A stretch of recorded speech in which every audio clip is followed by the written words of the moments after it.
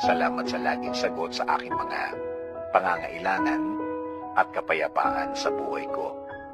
Panginoon, alam ko pong hindi naman perpekto ang mundong ito. Hindi lahat ay kaya kong i-please. Hindi lahat ay oo sa aking mga sinasabi.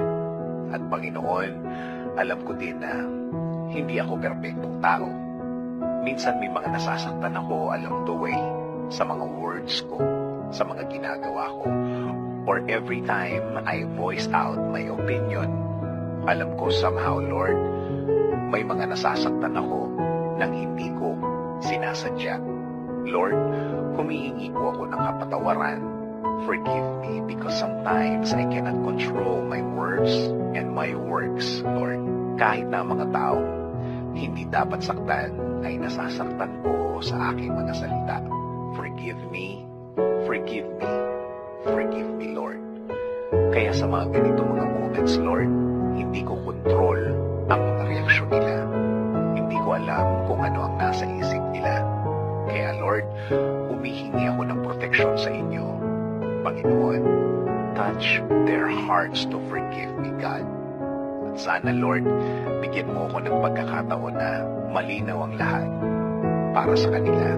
Dahil alam ko na ang tunay na anak mo ay mapagkumbaba. Also, Lord, humihingi rin ako ng proteksyon sa mga taong nagbabalak ng masama sa akin at sa aking pamilya. Give us your protection against these people, Lord. Alam ko pong ang mga taong ito ay handang manakit kahit anumang oras. Huwag niyo po silang hayaang magtagumpay na makapanakit sa amin, Panginoon. Sa umpisa pa lang ng plano nila, iparealize niyo po sa kanila, Lord, na hindi maganda sa iba ang manakit. Also, Lord, make them realize na hindi rin ito makagaganda para sa kanilang mga buhay, na walang mabuting itutulot ang manakit ng kapwa.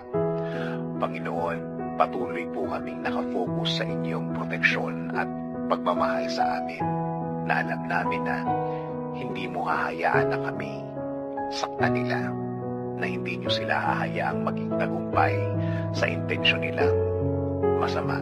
Thank you, Lord, for everything.